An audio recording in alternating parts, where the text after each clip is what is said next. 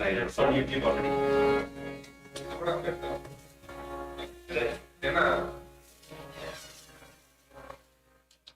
Hare Krishna Mataji.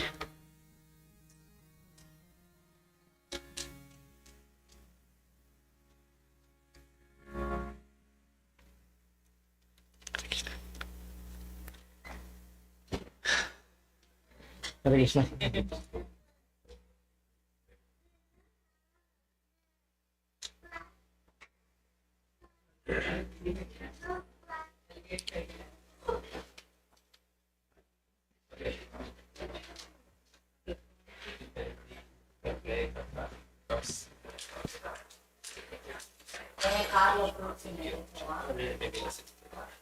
You want to? Oh, I see. Maybe then I can shift on this side. Then you can.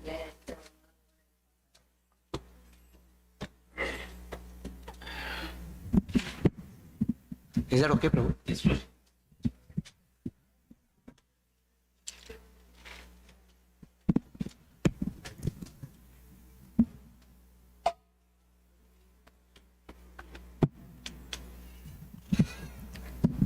Hare Krishna, Hare Krishna.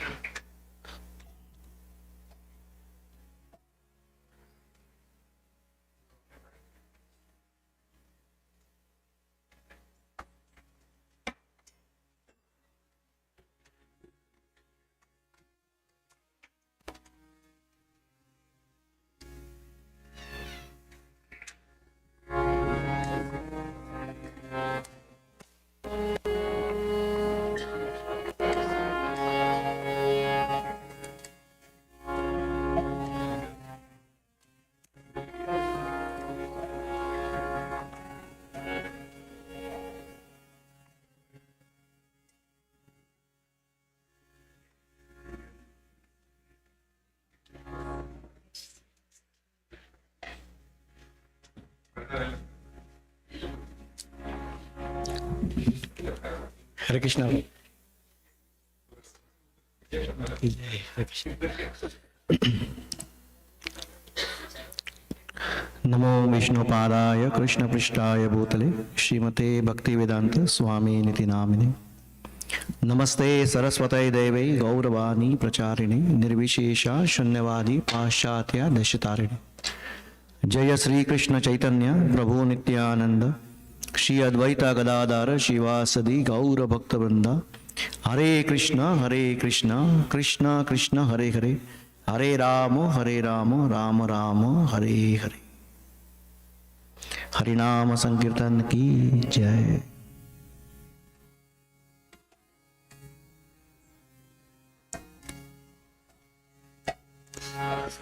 Hare Krishna Krishna Krishna Hare Hare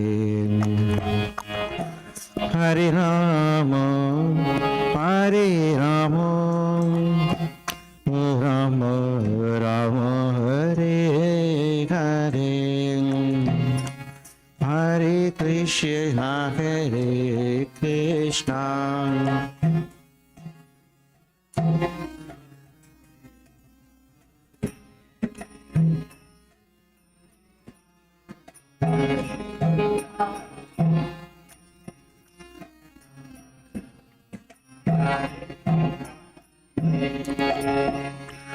Hare Krishna Hare Krishna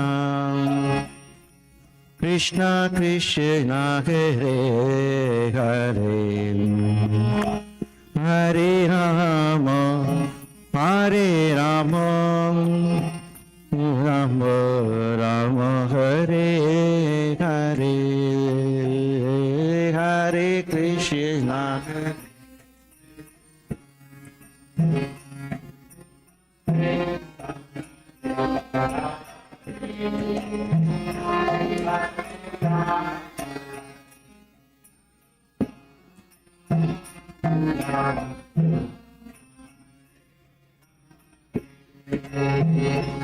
Hare Krishna Hare Krishna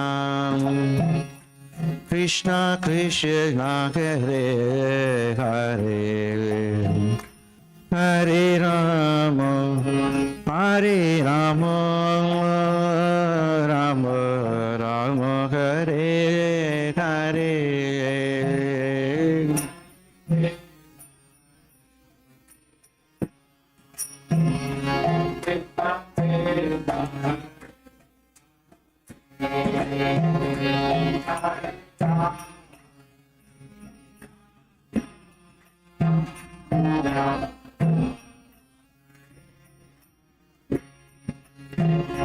Hare Krishna Hare Krishna Krishna Krishna Hare Hare Hare Rama Hare Rama Rama Rama Hare Hare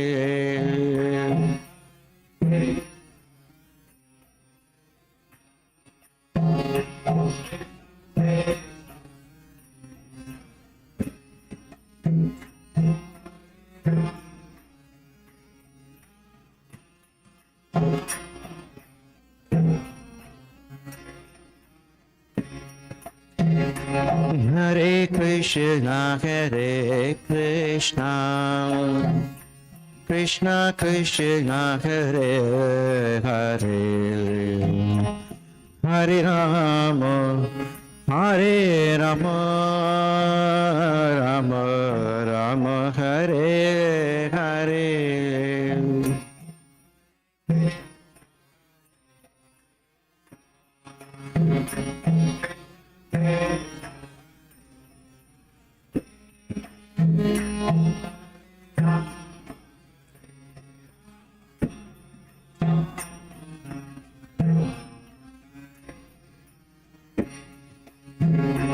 Hare Krishna Hare Krishna Krishna Krishna Hare Hare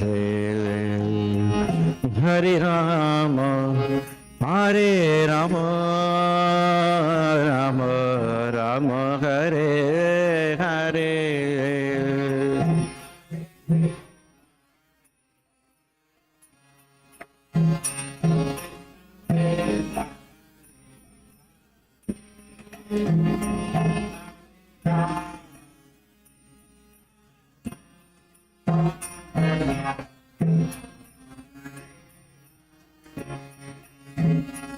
Hare Krishna Hare Krishna Krishna Krishna Hare Hare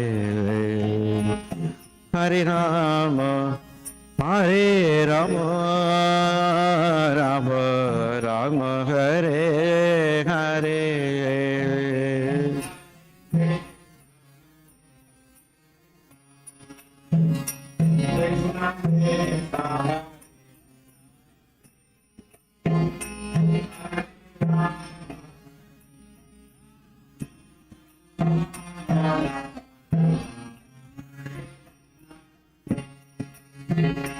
Hare Krishna Hare Krishna Krishna Krishna Hare Hare Hare Rama Hare Rama Rama Rama Hare Hare Hare Krishna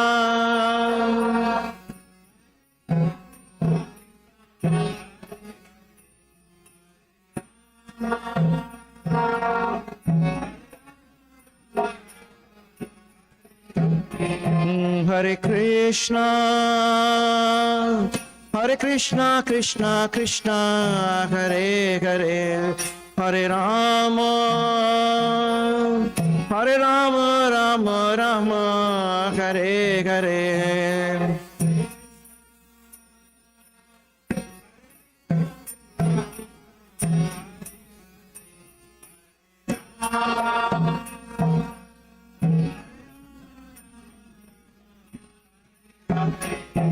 Hare Krishna Hare Krishna Krishna Krishna Hare Hare Hare Rama Hare Rama, Rama Rama, Hare Hare.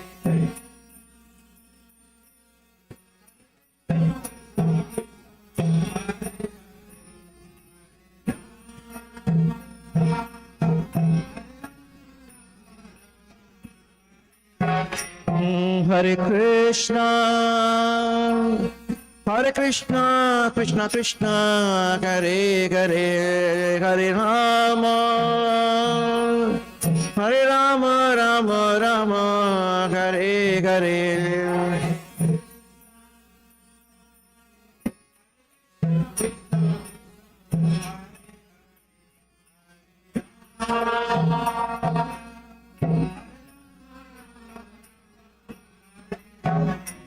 Hare Krishna,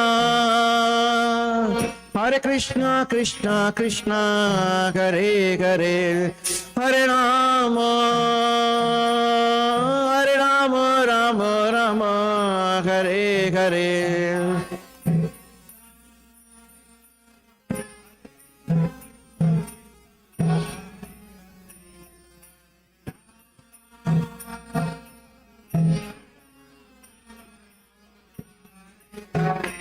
Hare Krishna, Hare Krishna, Krishna Krishna, Hare Hare, Hare Rama, Hare Rama, Rama Rama, Hare Hare.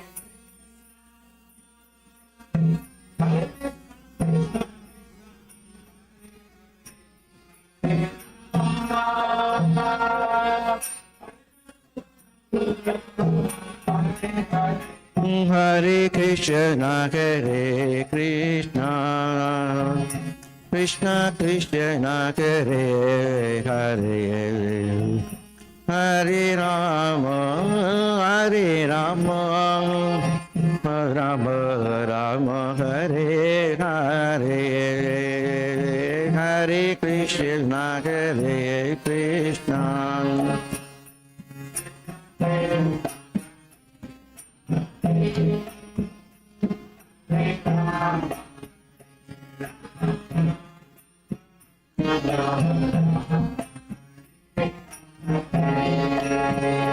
Hare Krishna, Hare Krishna, Krishna Krishna, Hare Hare, Hare Rama, Hare Rama, Rama Rama, Hare Hare.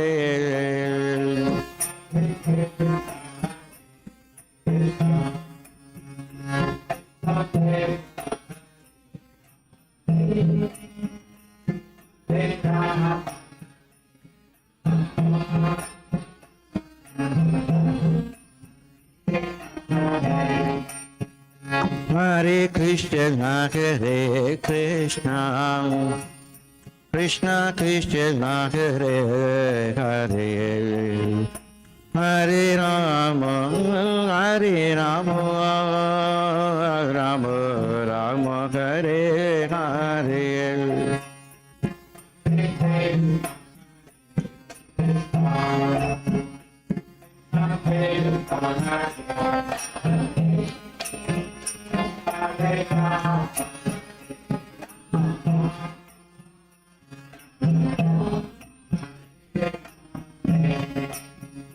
Hare Krishna, Hare Krishna, Krishna Krishna, Hare Hare, Hare Rama, Hare Rama, Rama Rama, Hare Hare.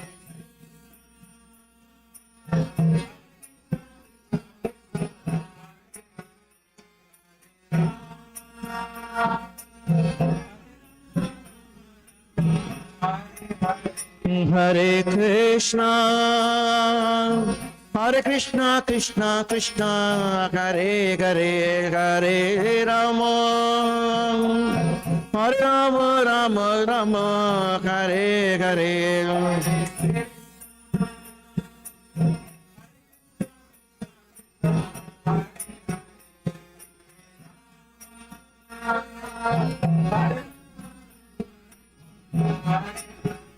Hare Krishna, Hare Krishna, Krishna Krishna, Hare Hare, Hare Rama, Hare Rama, Rama Rama, Hare Hare.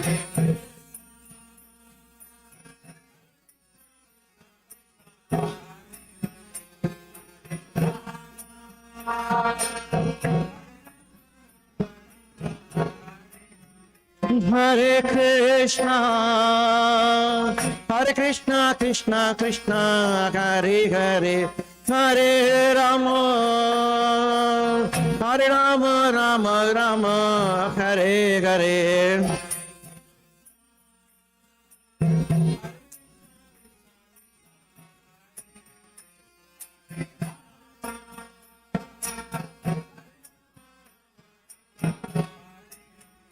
Hare Krishna, Hare Krishna, Krishna Krishna, Hare Hare, Hare Rama, Hare Rama, Rama Rama, Hare Hare.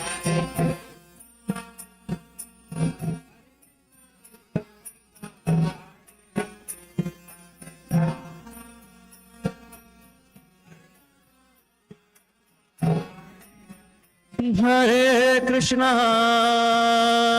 Hare Krishna, Krishna Krishna, Hare Hare, Hare Rama, Hare Rama, Rama Rama, Hare Hare.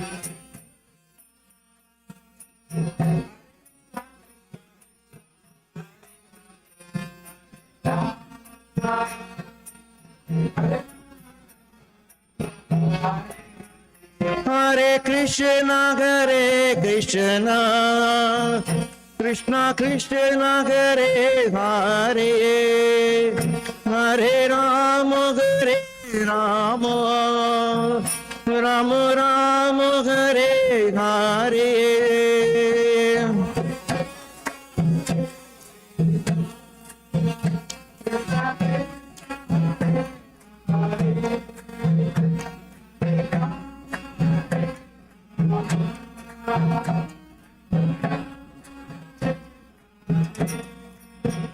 Hare Krishna, Hare Krishna, Krishna Krishna, Hare Hare, Hare Rama, Hare Rama, Rama Rama, Hare Hare.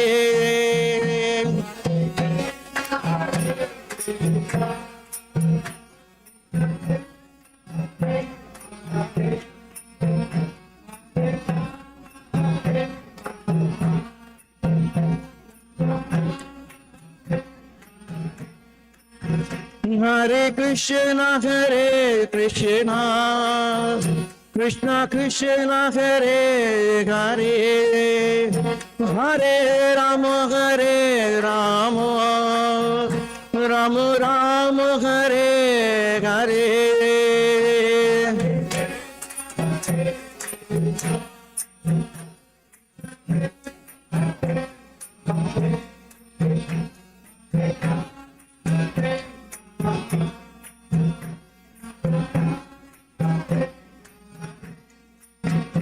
Hare Krishna, Hare Krishna, Krishna Krishna, Hare Hare, Hare Rama, Hare Rama, Rama Rama, Hare Hare.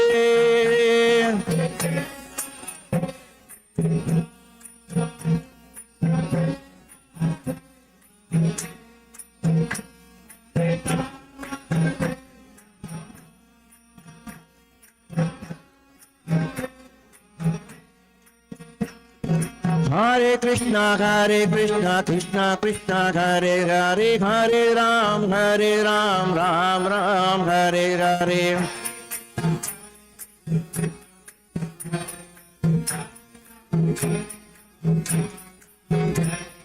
Hare Krishna, Krishna Krishna, Hare Hare, Hare Ram, Ram Ram, Hare Hare.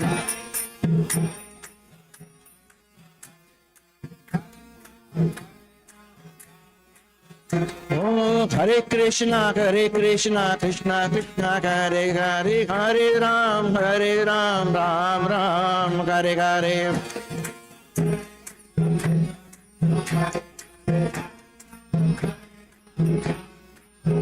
Oh, Hare Krishna Krishna Krishna Hare Hare, Hare Ram, Ram Ram, Hare Hare.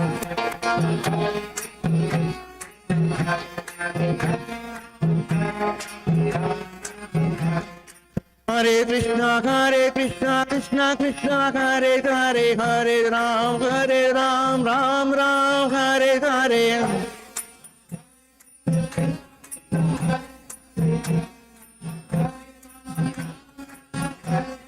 Hare Krishna Krishna Krishna Hare Hare, Hare Ram, Ram Ram, Hare Hare.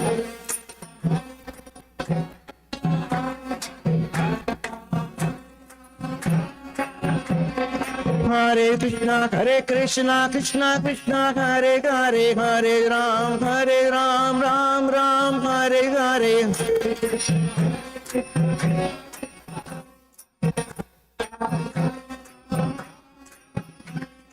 Hare Krishna Krishna Krishna Hare Hare, Hare Ram, Ram Ram, Hare Hare.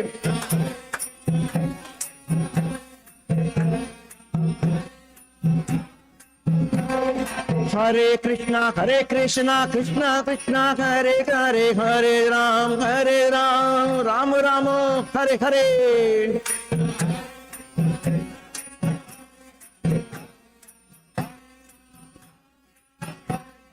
Hare Krishna Krishna Hare Hare, Hare Ram, Ram Ram, Hare Hare.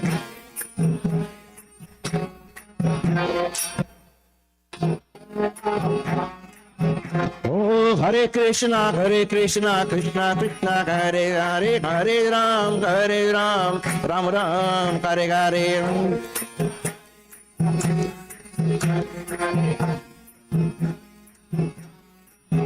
Oh, Hare Krishna Krishna Hare Hare, Hare Ram, Ram Ram, Hare Hare.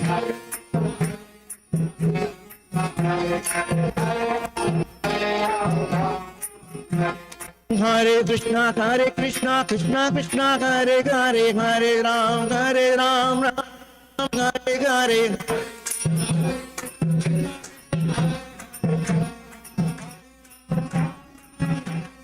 Hare Krishna Krishna Hare Hare, Hare Ram, Ram Ram, Hare Hare.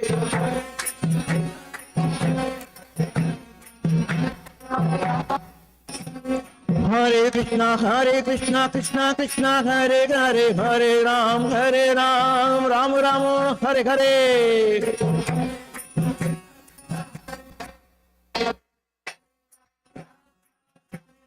Hare Krishna Krishna Hare Hare, Hare Ram, Ram Ram, Hare Hare.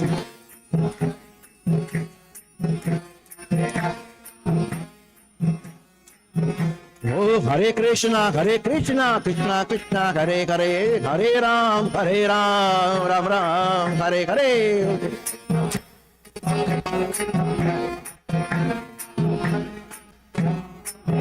Hare Krishna Krishna Krishna Hare Hare, Hare Rama Rama Rama Hare Hare. Hare Krishna Krishna Krishna Hare Hare, Hare Rama Rama. Hare Krishna Krishna Krishna Hare Hare, Hare Rama Rama Rama Hare Hare.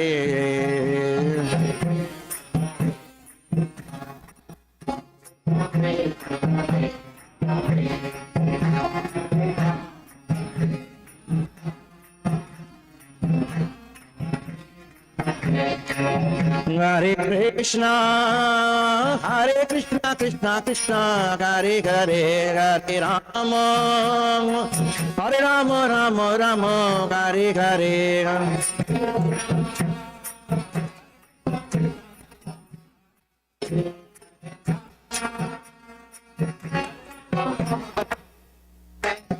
Hare Krishna, Krishna Krishna, Hare Hare, Hare Rama, Hare Rama, Rama Rama, Hare Hare, Hare.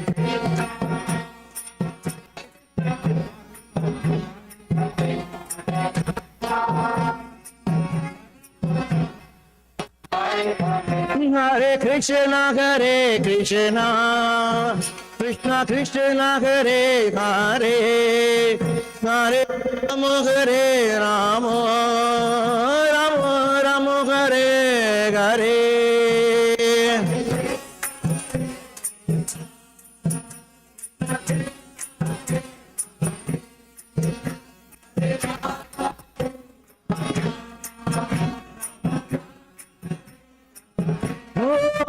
Hare Krishna, Krishna Krishna, Hare Hare, Hare Rama, Hare Rama, Rama Rama, Hare Hare.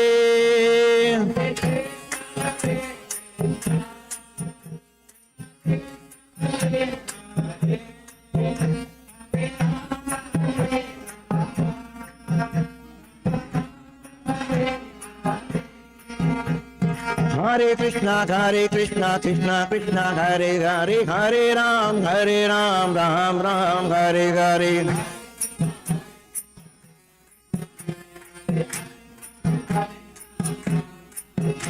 Oh, Hare Krishna, Krishna Krishna, Hare Hare Ram, Ram Ram, Hare Hare.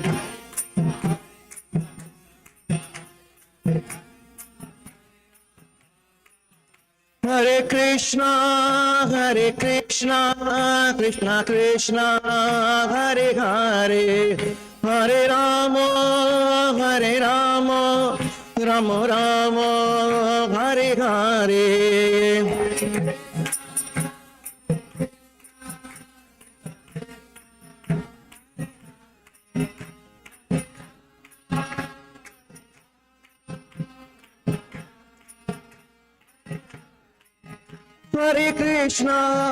Hare Krishna, Krishna Krishna, Hare Hare, Hare Rama, Rama Rama, Hare Hare.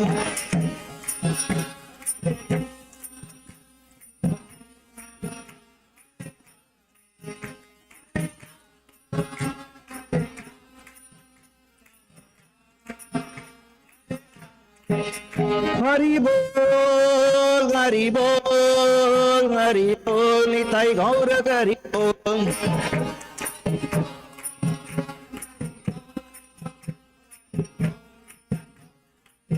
Jaya Jaya Prabhupada, Prabhupada, Prabhupada, Jaya Jaya Prabhupada.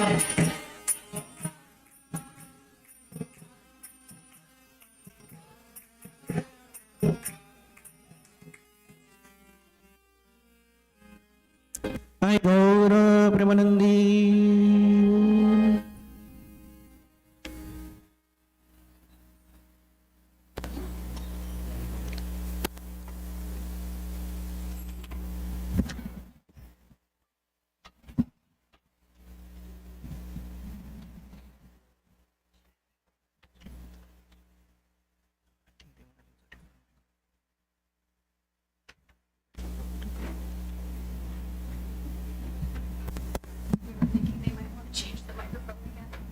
Might want to. Change the microphone.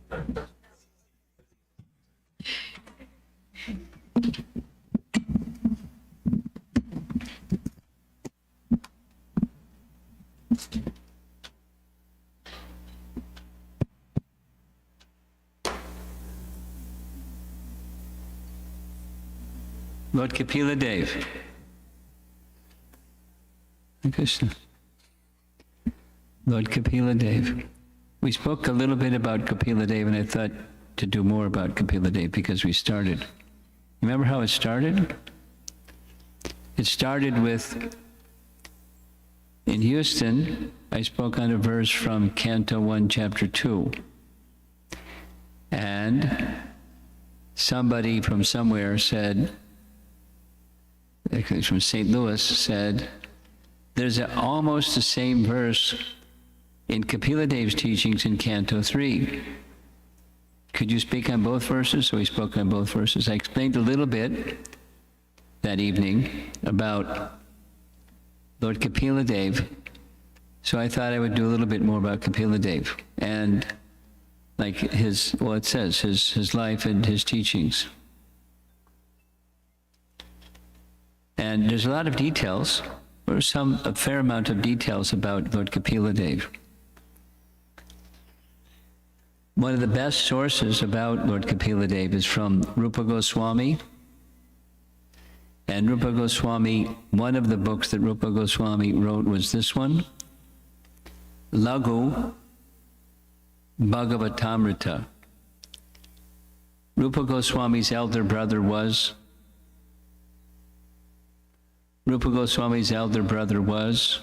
Sanatana Goswami. And Sanatana Goswami wrote Brihat Bhagavatamrita. Brihat means big or great. So Rupa Goswami, being his younger brother, he wrote Lagu Bhagavatamrita. Light, Brihat and Lagu, because he was always at the feet of his elder brother, Sanatana Goswami. What Lagu Bhagavatamrita is, it's a large book, and it was translated by Gopi Puranadana Prabhu and published by the BBT. It's essentially a collection of various resources in different sections describing the avatars of Vishnu or avatars of Krishna.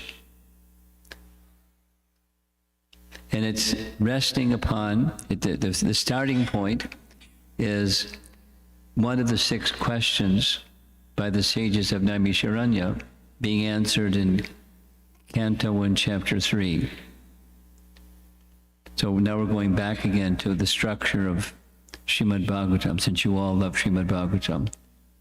If you hang around me a little bit more, you'll love it even more.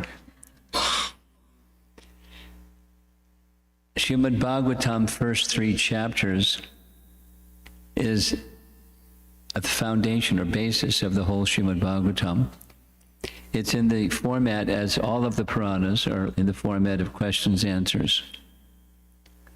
And the scene, as we described the other day, the scene is Krishna has left. The sages knew what that meant because they were very learned in the scripture. It meant the age of Kali, things will get worse and worse and worse and worse. So they wanted to do something to counteract that influence of the age of Kali. So they decided to do what they knew how to do best, which was perform yajnas. Their plan was, as soon as one yajna was finished, the next yajna, as soon as that one was finished, next yajna, and continue for 1,000 years. Now, they couldn't live for 1,000 years, but collectively, sages doing like that. And lo and behold, when they began their yajnas, in their midst was Sutta Goswami. We discussed this already. Sutta Goswami was the son of Romaharshan Sutta. We told a little bit about the story of Romaharshan Sutta.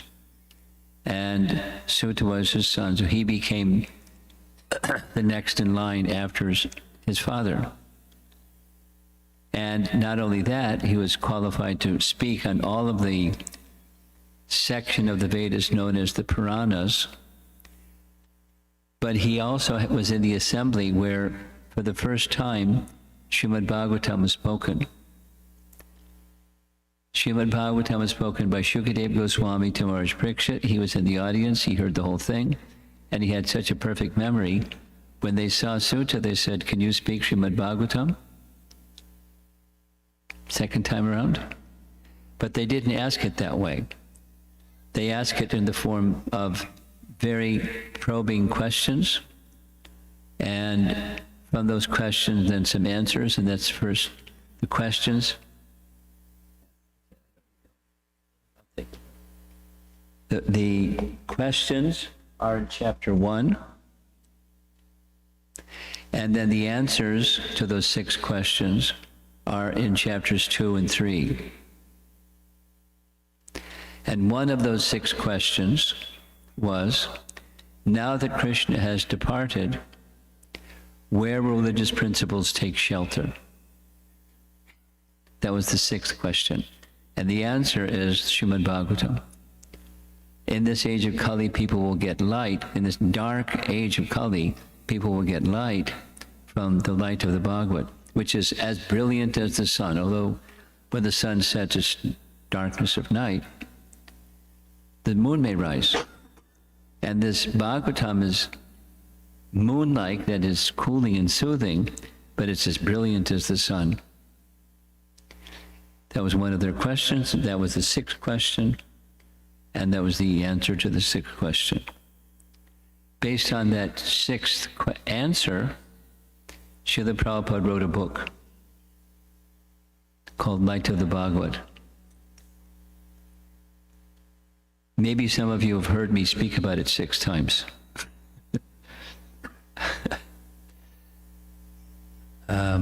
That's 4 times. 4 times. It was Light of the Bhagavad, just a little background. It was written by Srila Prabhupada in 1962. When he received notice that there was a conference going on in Japan, he was, at that time, he had just taken sannyas 2 years prior. He had no money. He had no followers. He had no typewriter. He was a sannyasi with nothing. Nothing. A little room. Paid 5 rupees a month for his little room. It was a little room. And from that he was envisioning changing the face of the earth planet. And he writes like that. So, skipping a lot of the background, he wrote a book.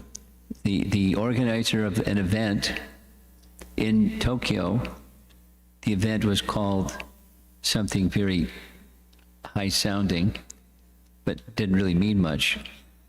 Conference for the Cultivation of the Human Spirit. Now, what does that mean? But he wrote to the organizer and he wanted to participate. And the organizer wrote back and gave him a very nice letter that was sufficient for him to get his visa and passport, which he didn't have. And then he envisioned writing a book and making a paper and having posters, and and his idea was to elevate the consciousness of all these international participants coming for the cultivation of the human spirit to help revolutionize the world. It was like Prabhupada had that vision. He wrote it in the book. I mean, he didn't write it exactly like that, but that's what he was doing. And he called it Light of the Bhagavad, resting upon that image from the 6th answer to the 6th question. After Krishna has departed, where will religious principles receive shelter? Bhagavatam. So another one of the 6 questions was, please describe the forms of the Lord as they appear in this world. Now there's one movie producer that likes that word also. Avatar. But that's what it means. Well, the avatar means one who descends from the spiritual plane to this plane. That's the meaning of avatar. So in Canto 1, Chapter 3, which is the foundation of this book by Rupa Goswami, that's where he starts the book, and then he goes in other directions and expands and expands. But the incarnations of the Supreme Lord, that Lagu, Bhagavatamrita is just that subject matter, that one of the 6 questions answered in a big book. And in that big book that Kapila Dev is mentioned, many things are mentioned, but because our topic is Kapila Dev, let's see what Laghu Bhagavatamrita has to say about Kapila Dev.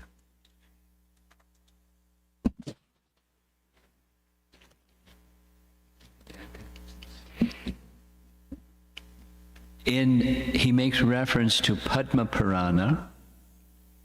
Padma Purana is one of the Puranas in the mode of goodness. Remember we said there's 18 principal Puranas, 6 plus 6 plus 6 makes 18. Those written for those in the mode of goodness, Padma Purana is one of them. Padma Purana speaks about Kapila Dev as a Leela avatar. Leela avatar. Everyone knows what a Leela avatar is, right? A form that descends from the spiritual world for the purpose of pastimes. There's the Das avatar, which is very celebrated, like our Nrsimha prayer is from that Das avatar writing. It's a set of prayers for part of it. A larger book by a great Vaishnava poet. And so Leela avatars includes the Kapila. It's just mentioned. Lord Kapila, who is an Angsa avatar of Lord Vasudeva. Lord Vasudeva is Krishna. So he is an Angsa, which means a plenary portion.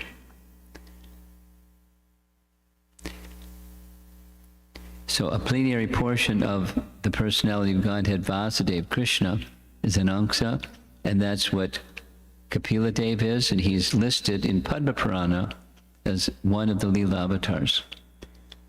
That's in chapter 3. In chapter 4, it places him as a Leela avatar in a specific subdivision of Leela avatars. Prabhava avatar. What's a Prabhava avatar? There's 2 characteristics, or 2 types. One is a Prabhava avatar briefly is manifest and is not so famous. There's not like lots and lots and lots and lots written about them.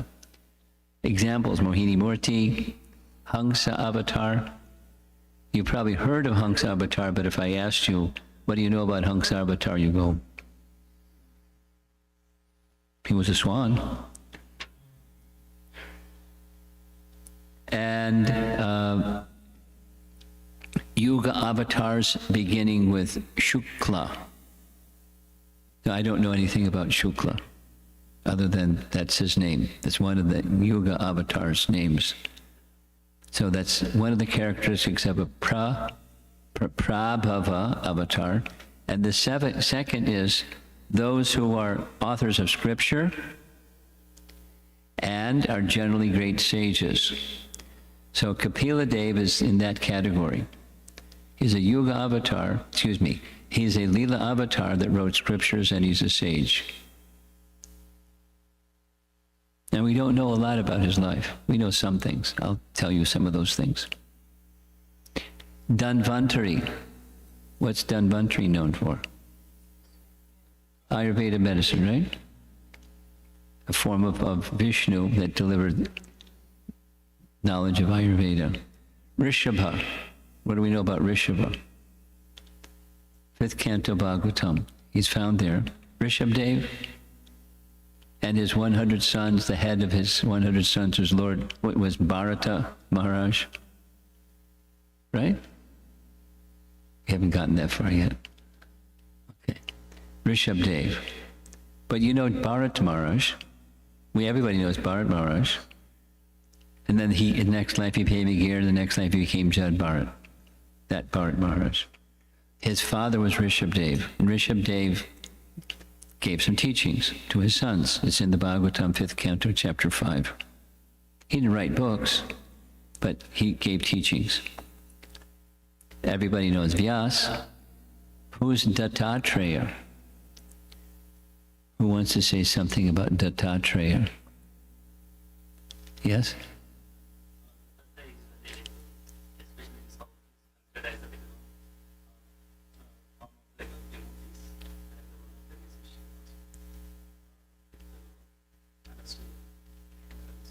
Okay, let's go back. Anusuya was the wife. Atri Muni is one of the sons of Brahma. Atri Muni was one of the sons of Brahma. He married Anusuya, and they very much desired to have the personality of Godhead as their son, but they weren't specific. So they did austerities for a long time, and from the sky, there were the three deities of Brahma, Vishnu, and Lord Shiva. And they said, partial expansions of us will become your sons. Atri Muni and Anusuya. So who was the partial incarnation of Lord Shiva? Durvasa Muni. You've heard his name, Durvasa Muni? Yeah, sure. Ooh, look out for Durvasa Muni. And the partial incarnation of Lord Vishnu was Dattatreya. So Dattatreya was, he's an interesting personality, but he's a form of the Lord that gave teachings. He gave transcendental teachings. Not much is known, but he's one of those Prabhava avatars of Hari.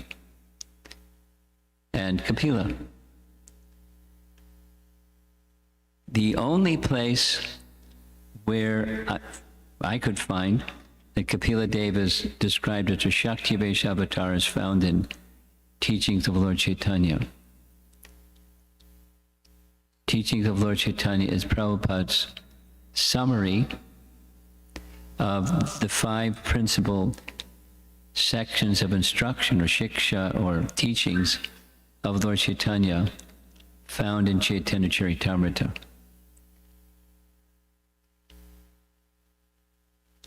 I'm spending some time giving you kind of like a background, so when you start reading more, at least you've heard it.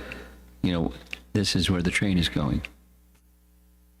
Like, okay, I'm on board. Where's the train going? This is where the train is going. So those 5 sections where Lord Chaitanya gave instructions were, he gave instruction to Sanatana Goswami, he gave instructions to Rupa Goswami, he had discussions with Ramananda Roy, he had discussions with Prakash Ananda Saraswati, mainly about impersonalism, and he had discussions with Sarvabhauma Bhattacharya, also about impersonalism. So the 5 sections. That's 5, so that's teachings of Lord Chaitanya.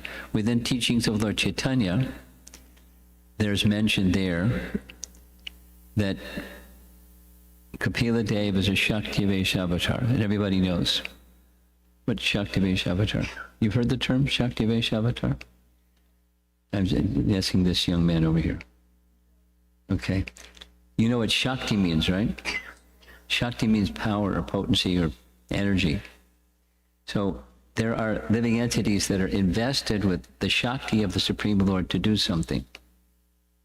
For example, Lord Brahma is invested with the Shakti to create. He's a Shaktivesh avatar, Brahma. He's invested with creative potency. Another example is Prithu. Prithu is an incarnation. Jiva invested with the power to rule. So he was a king, and he was a really good ruler. He's an avatar, a Shaktivesh avatar, empowered by the potency of the Supreme Lord to rule, and so forth and so on. There's different Shaktivesh avatars. Narada Muni is invested with the Lord's Bhakti Shakti. That's a nice position, huh? Bhakti Shakti. And so forth. So Kapila is invested with the potency of the Supreme Lord to deliver Sankhya teachings. Uh-oh, here's another Sanskrit word. What does Sankhya mean? Sankhya means to count. That's a direct meaning of the word Sankhya, is to count. So essentially here's categories of matter and here's categories of spirit. So it's an analysis of categories of matter and categories of spirit. And he taught elaborately on Sankhya. We're going to touch on that after I stop blabbering here about who he is and what he did, his life and things. Sankhya is very important. We'll go there shortly. He, Kapila Dev, gave his Sankhya philosophy to his mother. Who is his mother? Devahuti. Some of you know. We're going to describe a little bit. See, there it says, there's her name, Devahuti. See in that kind of green letters? And there's Kapila Dev. He had golden hair and a dark complexion. And this section of Srimad Bhagavatam that he's described is in the second half of Canto 3.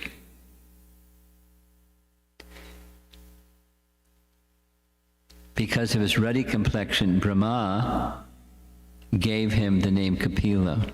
But he wasn't the son. Kapila wasn't the son of Brahma, but Brahma gave him the name. We'll hear some more.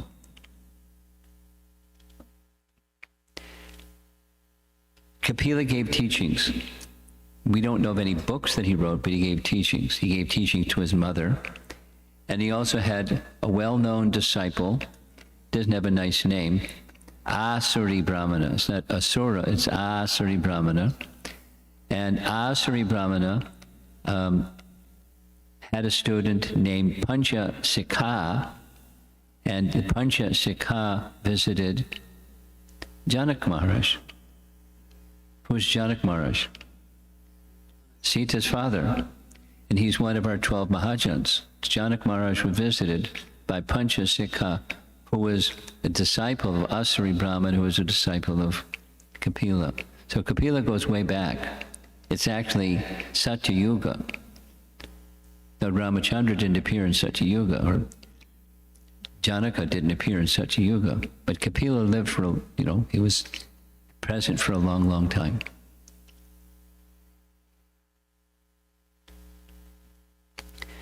So that's a little bit about his background.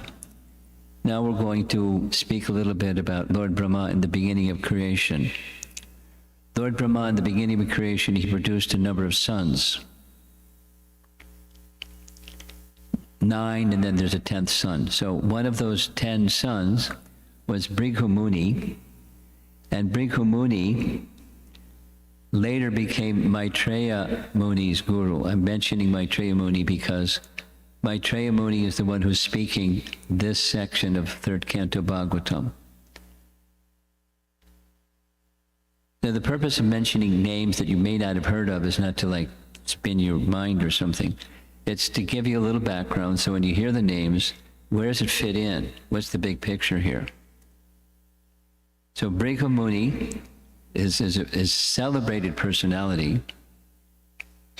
One of the things he's celebrated for is astrology. There are persons in this world that are said to be in the line of Brighu. They're called Brighu readers, and they can tell you all kinds of things that most people that know astrology can't tell you, because he was very skilled.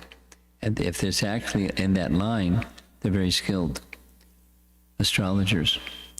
But he was a very elevated person, and one of his students or disciples was Maitreya.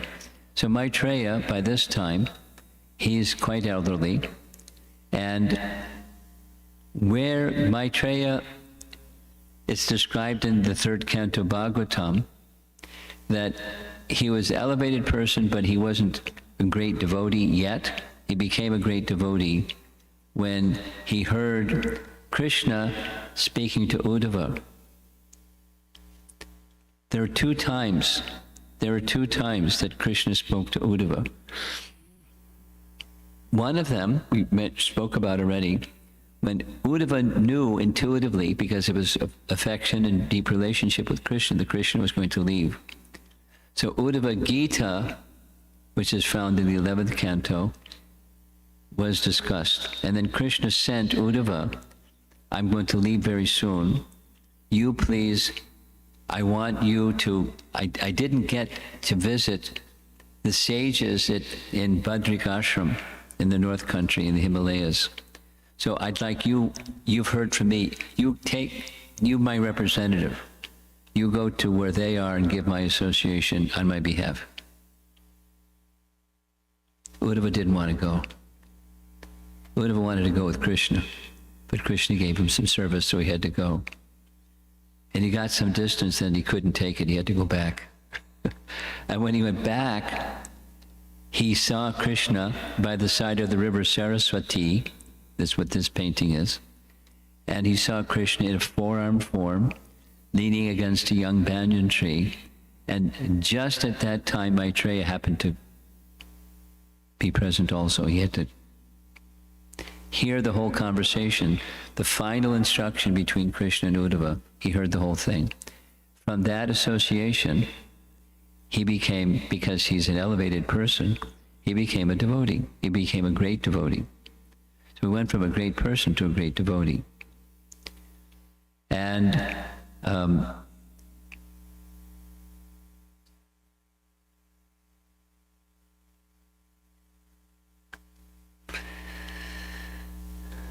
Uddhava then started heading for the North Country. Some time passed. He made it as far as Vrindavan. This is Uddhava, made it as far as Vrindavan, because in your morning classes, you just began Canto 3, right? The Monday, the class I gave the other morning, Canto 3, Chapter 1, verses 1 through, whatever it was, 7 or 8. So as that goes on, as Canto 3 goes on, what happens is, because the question from the end of Canto 2 is, hey, Vidura went on pilgrimage. You said that way back in Chapter 7. Where did he go? Tell me about the places, the holy places he visited. And you mentioned that he met Maitreya. I thought that was a really fantastic discussion. Can you describe that discussion? Because they're both elevated persons. So to oblige, Shukadeva Goswami narrates Vidura's pilgrimage. Vidura then goes to Prabhas. Prabhas is the place very near to Dwarka, where the residents of Dwarka eliminated each other. It is a detail of how that happened.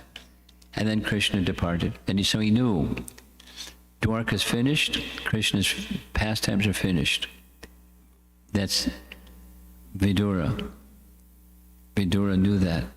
So what did Vidura do after that? He continued on his pilgrimage, and lo and behold, in Vrindavan, in a forest, he just happened to bump into Uddhava. Hey, Uddhava, Haribol. They asked him many questions about Krishna, and he hit Uddhava's Krishna button, and he just went into a trance. And then he began speaking about Krishna. There's two and a half chapters where he speaks about Krishna and Krishna and Krishna and Krishna and Krishna and Krishna. You find out lots of inside loving feelings of Uddhava towards Krishna and Krishna's pastimes in Vrindavan and out of Vrindavan. And then he goes on, Uddhava goes on asking, Vidura goes on asking more questions. And by this point, Vidura actually, he realizes the elevated position of Uddhava. In many ways, Uddhava is super qualified. So is Vidura, but Uddhava is super qualified. He's been with Krishna day and night for years, like 80 years. He's been with Krishna all the time. And he knows Krishna, he loves Krishna, and he's vastly learned. Uddhava was a disciple of Brihaspati. And who is Brihaspati? He's the spiritual master of the demigods. He was a disciple of Brihaspati. He was a very qualified person. So Uddhava wanted to receive instructions and wanted to become his disciple. There's this nice teaching in the Bhagavatam, Prabhupada's writing, in explaining, he was reluctant to do that because not far away was elder to him, Maitreya. Elder to him means Maitreya was like the age of his father. And those two things, because Vidura was elderly, like the age of his father, and Maitreya was elderly, like the age of his father, it's not appropriate, age-wise. But also, second reason, in the proximity of someone who's very elderly and very capable, it's an offense. It's against social etiquette to instruct someone and so forth and so on. So he sent him to go see Maitreya. He's that away. Follow that path and you'll find Maitreya.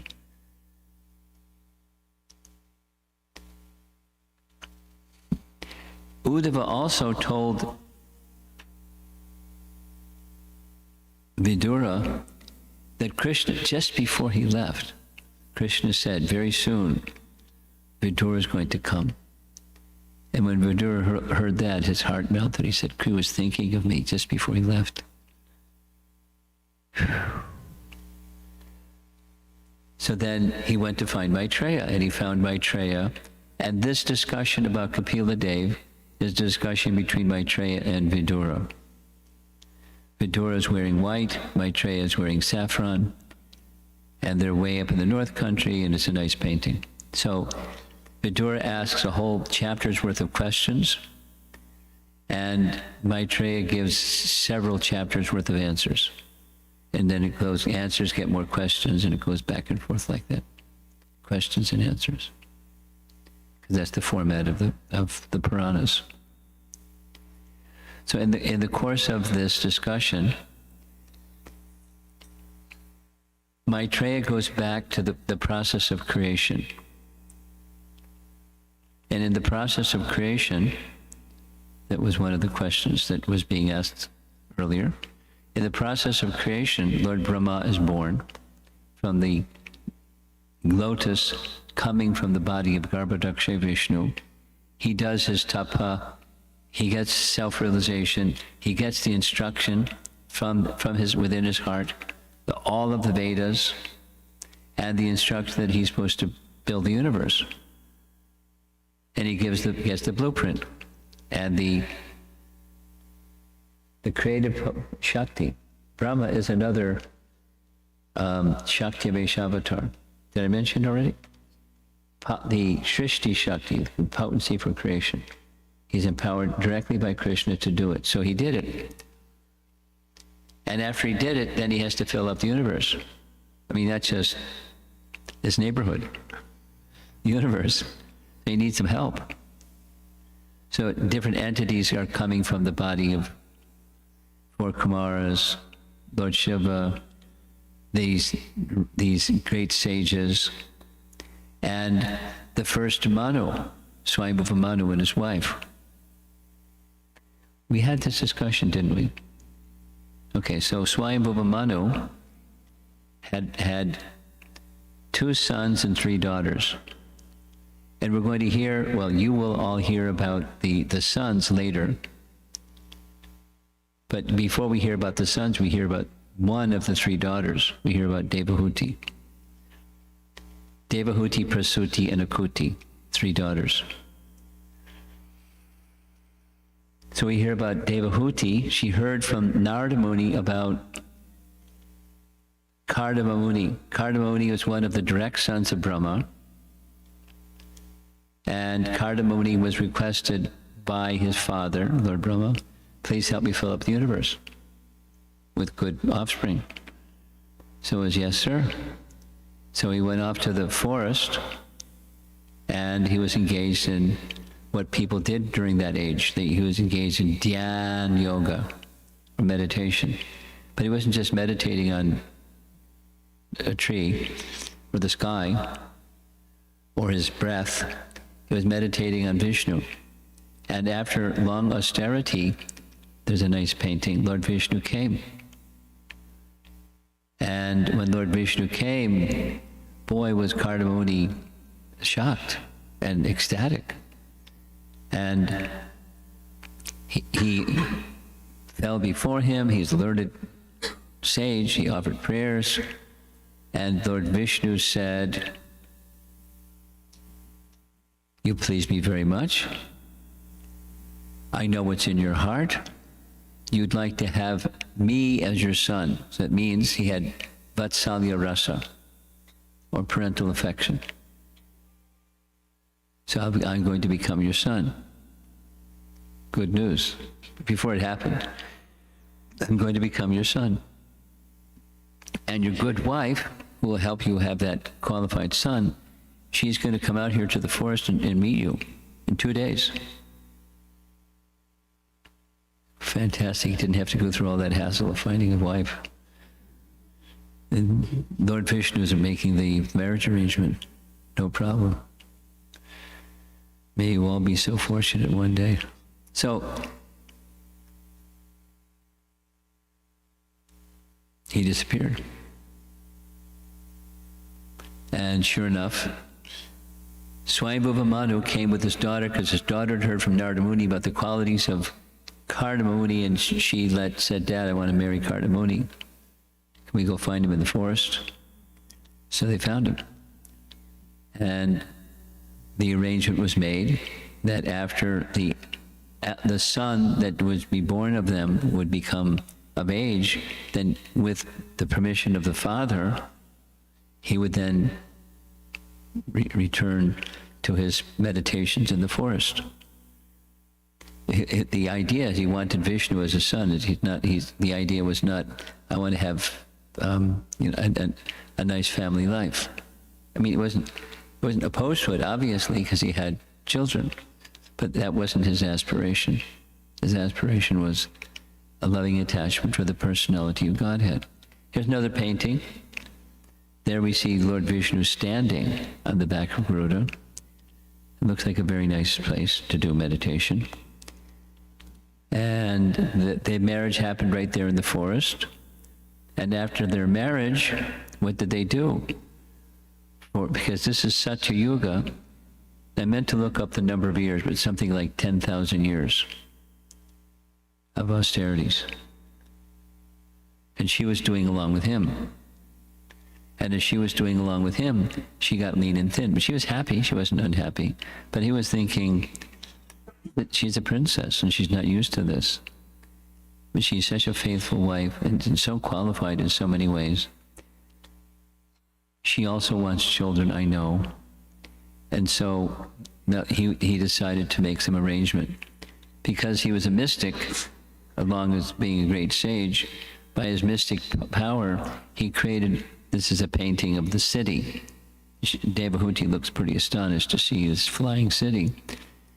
And that some maids came and made her nice and clean, and nice decorations and nice ornaments, and fixed her up. And off they went in this vimana, traveling around the universe, sightseeing, little vacation. And after some time, some children were born. And the first of the children that were born were 9 daughters to Kardamuni and Devahuti. So when those 9 daughters were born, guess who visited them? Lord Brahma, the father of Kardamuni. Thank you very much. You've done a very nice job. You're very qualified. These are qualified ladies. These ladies should all marry my 9 sons. And they should be married, there's details about, they should be married according to quality, not the other kind. Like he likes her, she likes him, okay, get married, and what else?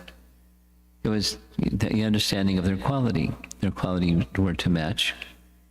And you see in the painting, there's Lord Brahma on the back of his swan carrier, but look closely in the little left corner, there's the 4 Kumaras. And there's Narada Muni. And when he visited, this is when Brahma said within the womb of Devahuti, that is an unborn child, and that he's an incarnation of the Supreme Lord. And it's at this point that Brahma gave him the name Kapila because of his ruddy complexion. So after some time, the girls are married, and Kapila Dev is born, and he grows up. And when he grows up, there's a nice section where Kardamuni, dressed in white, speaks to his son, Kapila Dev, and says wonderful things, because it's a little unusual in one sense, because he wanted the personality of Godhead as his son. There he is, his son. And now he's going to go back to the forest and do meditation. Meditate on Vishnu, who is right before him. It's a little puzzling, but the understanding that's given is he wanted to set an example. So what a big sacrifice. The personality of God is his son. He's going to go back to the forest to set an example of not remaining attached to family life. Hint, whoops, it's a lesson. Don't be attached to family life. So he speaks many things, and Kapila Dev gives many nice answers. And after his father leaves, then it just leaves Kapila Dev and his mother. Now this painting shows they're living in a thatched hut with a straw roof. This painting shows they're in a palace, and either way, she understands that Kapila Dev is going to depart sometime soon. Plus, she's feeling great separation from her husband. She wants to know how to deal with that, how to deal with feelings of separation from her husband, and knowing that after some time he's also going to depart. He's not going to stay forever. She knows that he's the personality of Godhead, so she's approaching him in that mood. She's not ordinary, and she knows he's not ordinary. So that's how the section of Srimad Bhagavatam dealing with the teachings of Kapila Dev begins. And I'm going to speak something about Sankhya philosophy, because anybody that's been around for a while, when you hear the name Kapila Dev, you immediately think of Sankhya philosophy. He's the propounder of Sankhya philosophy. That's what we always hear. He is the propounder of Sankhya philosophy. Where does Sankhya philosophy lead to? Answer, bhakti. There are persons that they do not have association with a devotee. So let's go back. How does bhakti begin? Answer, bhakti begins by associating with one who's carrying bhakti. Bhakti doesn't begin any other way. Bhakti begins when you associate with those that are carrying bhakti. And if they're compassionate and kind, then they extend that bhakti. And then all you have to do is say yes. Thank you. And then you're carrying bhakti too. You got infected. You know, the good kind of infection instead of the bad kind. So similar to how Maitreya became a bhakta by associating with Uddhava and Krishna. He became a Krishna bhakta, although he was very elevated. In fact, he was a bit of an impersonalist. Leaning wise, he was detached, but not attached to Bhagavan, so he was attached to Brahman. But through association, he became a great devotee. So, the purpose of Sankhya is, I belong to the category of spirit, I don't belong to the category of matter, and so there's detachment from matter that comes as a result of Sankhya. But supposing you don't have a devotee association, it stops there. You become neutral. renounced, detached, but neutral, not attached to the Supreme. You become attached to Brahman, the impersonal, personless feature of the Supreme. But Kapila is not an impersonalist. So after, at the Sankhya section of Canto 3 is chapter 26. And it's detailed and detailed and detailed. And if you want to have your head spin, you can go through it. And you're going to go through it anyways, even if you don't want to have your head spin, because it's part of the Bhagavatam. It's part of Sankhya. It's Sankhya. The purpose of at the end of the Sankhya section, it's just a very quick statement, and now meditate upon the Supreme.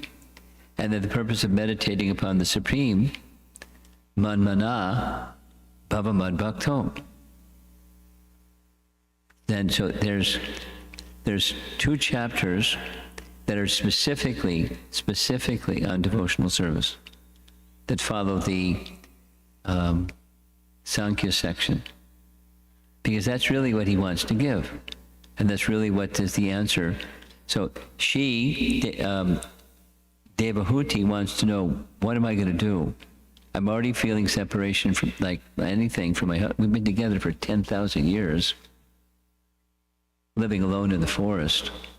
We're really attached to each other. He just left. Not just left, but he left. And I'm feeling grief and separation from him. So, how to handle this? And an answer, an essence answer that he gives is association with devotees, or devotionals, because devotional service. Because when you become attached to the Supreme, then you can be detached from all kinds of other emotions because of the strength of attachment to the Supreme. Now, how do you become attached to the Supreme? That's a good question too. And then the answer is sadhusanga.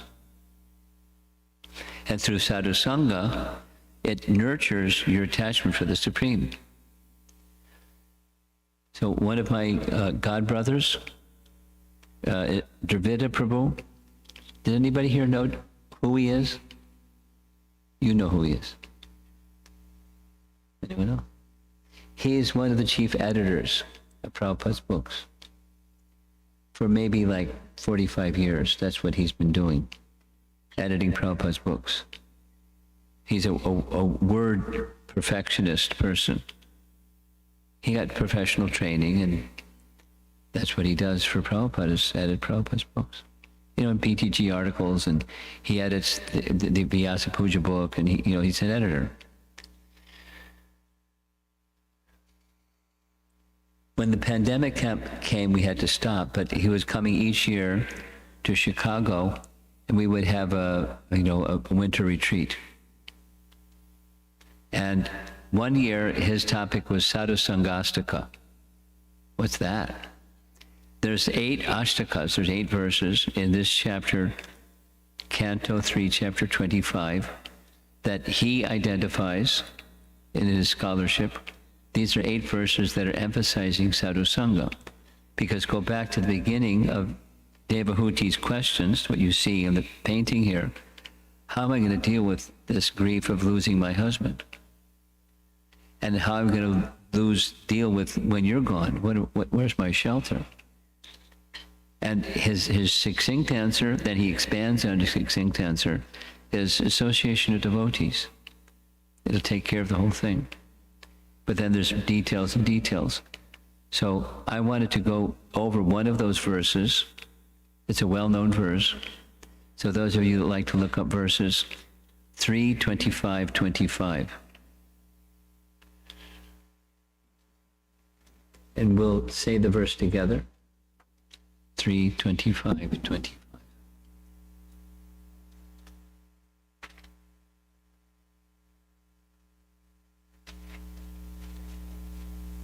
You ready? Satam pasangam mama virya samvidho bhavanti hrit karna rasayana kata Taj Joshanat Ashvapavarga Vartmani Shraddha Ratir Bhaktir Anukramishati. It even sounds nice, doesn't it? Satam prasangan mama virya samvidho bhavanti rit karna rasayana kata taj joshanat ashvapavarga vartmani shraddha ratir bhaktir anukramishati. So the last word is anu kramishati. Anu means to follow, krama means step.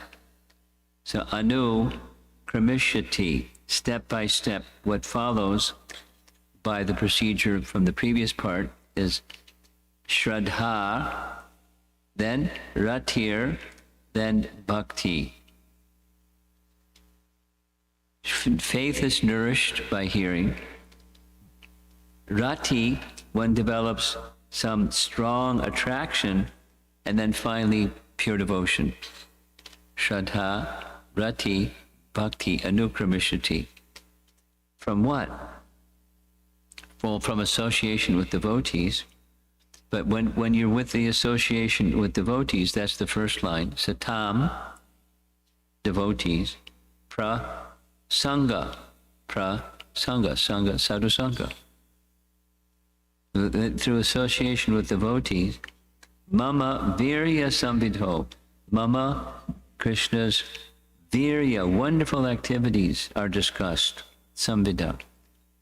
That's what when you're with devotees, that's what devotees like to do. Krishna Katha, topics about Krishna's wonderful qualities. And how does it work? Bhavanti Rit Karna, Bhavanti Rit Karna. The heart, that's Rit, and Karna, the heart becomes very pleased by the sound vibration entering the ear, and Bhavanti Rit Karna Rasayana. What's Rasayana? If you know Ayurvedic medicine, what's Rasayana? It's a medicine. It's a rejuvenation medicine, right? You know? Rasayana. It's a rejuvenation medicine. Rasayana Katha is very pleasing and nourishing. It starts with the ear, but then it goes to the heart. Rasayana Katha. Bhavanti Rit Karna Rasayana Katha. And it takes one to the third line. Vartma means path. The path of apavarga, the path of liberation. The path of liberation means, my dear Mother Devahuti, this grief that you say you're feeling, you'll get relief from it. You'll be liberated from that emotion that you have of grief by taking this medicine that comes through the ear. And it makes the ear feel very pleased, makes the heart feel very pleased. And Shraddha, faith in Krishna, attachment for Krishna, pure devotion for Krishna in sequence. Anu Kramishati. It's a really nice verse. Here's the translation. In the association of pure devotees, Satam Prasangan, discussion of the pastimes and activities of the Supreme Personality Godhead is very pleasing and satisfying to the ear and the heart.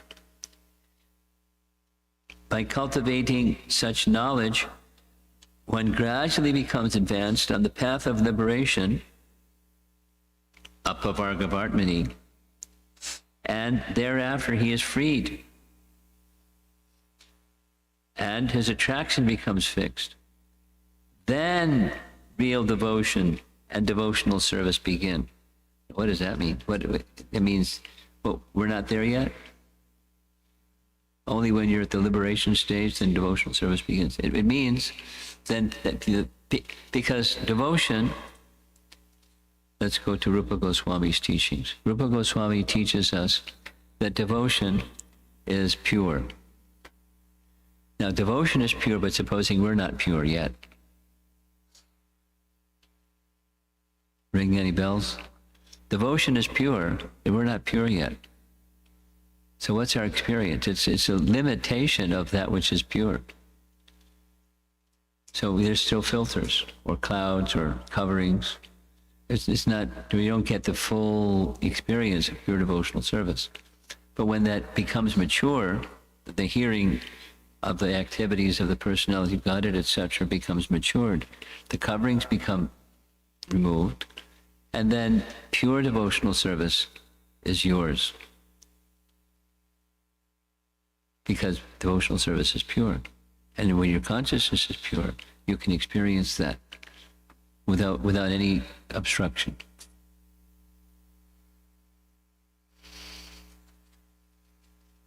Purport? It's just not a big purport. The process of advancing in Krishna consciousness and devotional service is described here.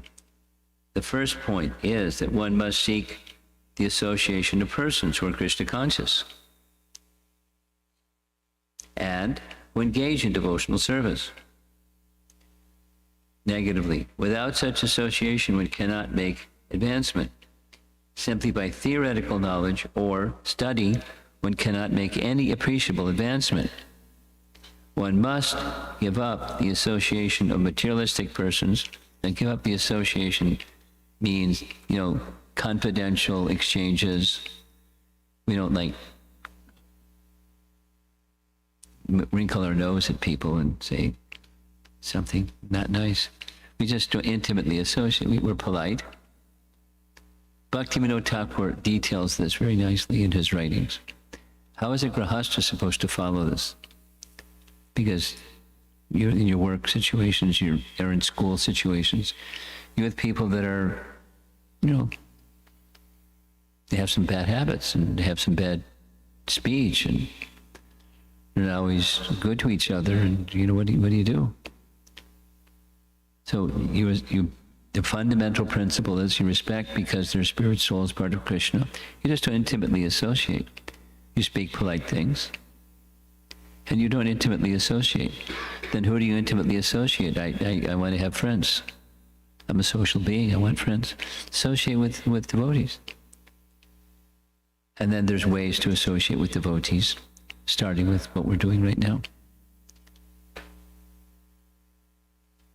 Seek the association of devotees, because without the association of devotees, one cannot understand the activities of the Lord. Generally, people are convinced of the impersonal feature of the absolute truth, because they do not associate with devotees. They cannot understand that the absolute truth can be a person and have personal activities. This is a very difficult subject matter. Unless one has personal association of the absolute truth, there's no meaning to devotion.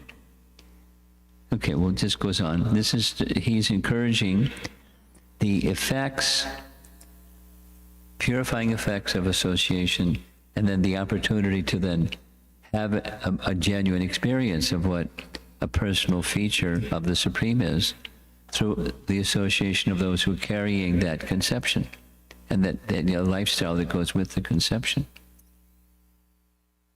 And that's what we do. And as we do, we also want to share that experience and the means to have that experience with others. You have to do it gently and politely and sincerely. But if you have those those basic good qualities, it's attractive. Very attractive. Having good qualities is important. Supposing you have nice knowledge, we have Prabhupada's books, etc., etc., And I'm still carrying a whole bunch of bad qualities. Not very attractive. People may take a couple of steps back. So it's part of our responsibility to our founder Acharya and to Krishna to represent the teaching through the medium of good qualities. So what do you do if you don't have good qualities? You don't go into a hole or hide out or something. You go associate with those that are more advanced, and by that association, you can become more advanced. And be very conscientious about how you interact with people in the world, and people in the world are also looking at how you interact with each other. You speak up here, but your behavior is down there. That's not good. So our behavior and our character should match, gradually at least. Here's the good news. Krishna's kind. That's the good news. And when Krishna sees that you want to please him, he'll help you. And he'll help you by decorating you with good qualities. Because when Krishna, it's chapter 12, Bhagavad Gita. When Krishna sees his devotees decorated with good qualities, he smiles. The qualities came from him. But Krishna smiles when he sees his devotees decorated by he's got a big, good quality warehouse. Better than Amazon Prime. He has really big warehouse. And he's ready to give it. But he wants to give it to people who are going to represent it nicely, not trample it.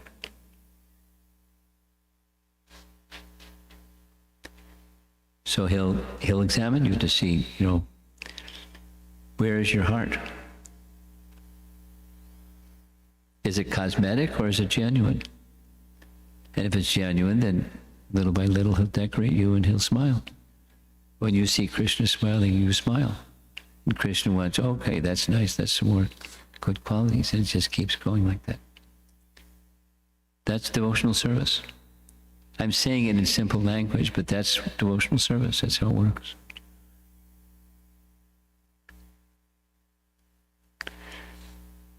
Okay, there's another section that I'm not going to go into. I'll mention it. Maybe tomorrow evening I'm going to be doing something. Tomorrow evening I'll go in another verse from Kapila Dev's teachings, but another place where Kapila Dev, we heard on Makara Sankranti that when he was engaging in austerities, where was he? Gangasagara, right? Kapilashram is a place at Gangasagara where the Ganga flows into the ocean, is Gangasagara. And Makara Sankranti is a very auspicious time to go there and offer respects to Kapila Dev, because that's where he had his ashram, at Gangasagara. But he had another ashram. We'll hear about that tomorrow. We'll see some pictures too. We heard about it already. The bottom of the universe. What's he doing at the bottom of the universe? He's purifying the place. Why does he go anywhere? Purifying the place. So here tomorrow evening, that's something else happens. A little bit more about his teachings, and a little bit more about what happened when he was at the bottom of the universe. Some important event happened. The descent of the Ganges happened because of what happened at the bottom of the universe. Okay, so see if there's some discussion. Yes. This time I wrote it down so that my nervousness doesn't actually doesn't take control of me. So as a congregation, we have been doing japa in the mornings collectively as a congregation. And we learned also to chant, holding in our mind the relationship that we have and the relationship that we desire to have with Krishna. Or I should say, just imagining ourselves standing before Krishna and as we petition him to be engaged in his service. Yeah. So in my mind's eye, as I began chanting, I imagined there's Krishna and there's me, that kind of very small. And it evoked a great sense of just general inadequacy It's the first thing that came to me. That's good. And I was keenly aware of my present state. And I asked the question, with all of my struggles and everything that I'm just dealing with from day to day, I was asking myself, how can I stand before Krishna as mired as I am? And so while I have faith in Krishna, I may not have such a deep faith in myself at this point. So I remember in listening to one of your YouTube lectures recently in Chicago, and you briefly touched on the 6 divisions of surrender. I think you partially answered, some of what my concerns are even tonight. Oh. But I'm thinking that I have a suspicion that maybe my lack of understanding of these 6 divisions of separation is maybe also related to I guess I would say the struggles that I have right now. So could you kind of explain or touch on some of those 6 degrees of 6 divisions of surrender, and That's a really nice topic. how I can actually kind of grow beyond this struggle? Well, I'll give a mini, and I'll invite you to, there's recordings of the whole thing. I mean, I don't know where to find it, but it's, Shikshastika, not Shikshastika.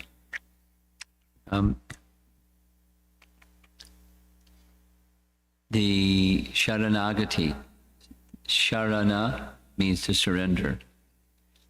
Sharanagati is a set of songs written by Bhaktivinoda Thakur, that there's 8 songs on this one of the 6, and another 6 songs on those. So there's songs that are taking one through the process of surrender. And the first of the 6 is humility. It's a great place to start. Congratulations. Because there's no question of surrender if one is proud. So he goes through in those songs listing what he's proud of. And then as each of the songs goes further and further, actually this pride is my nemesis. And I'd like to give up this pride and take deep shelter, deeper and deeper shelter in the mood of humility towards the personality of Godhead.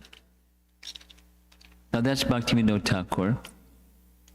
There's another, something that you may find helpful, is Rupa Goswami. He writes about humility this way. I have no good qualification. You won't find any good qualities in me. You look in me and you'll only see bad qualities. Nonetheless, I'm shameless, because you're my only hope. And I have no qualification to get your mercy, but it's my only hope. So I hope against hope. Please be kind. So it's from the place of humility, appealing for descending mercy. Looking at myself, and I see disqualification. I don't see qualification other than I'm fallen and you're kind to the fallen, especially those who take shelter. So with humility, it's go further with the mood of shelter taking and appealing for mercy. Now, something that helps you, or more than helps you, is essential, is the mood of service. Now, back to your statement, it's a classic one. I don't have the qualification to come before Krishna. Look at, I'm unclean. It's embarrassing.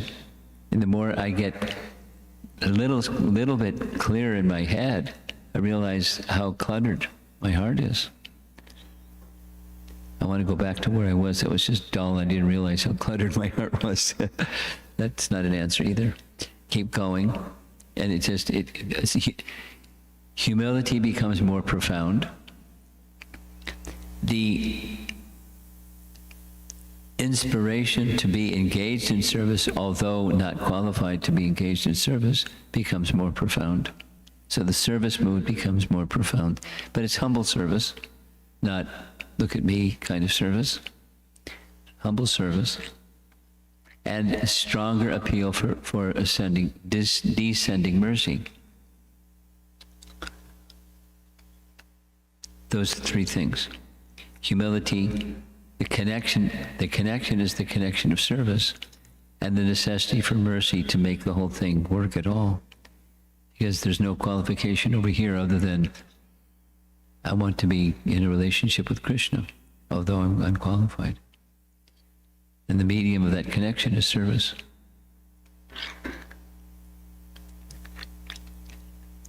A spiritual life means that, or say, different ways. When you meet a spiritual person, that's what you meet. Someone who has those feelings, and they're moved by those feelings. And you feel it when you're with that spiritual person. You feel those feelings. You're like, wow, I wish I had those feelings. So to get those feelings is to associate with those that have those feelings. The feelings, I'm using the word feelings, it's, I wish to be in service to the Supreme Person. And there's moods of that service, but humble service.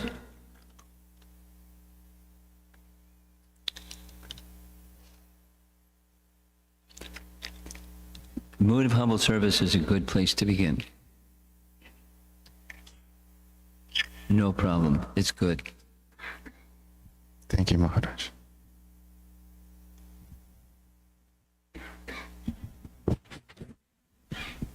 Hare Krishna Maharaj. Hare Krishna.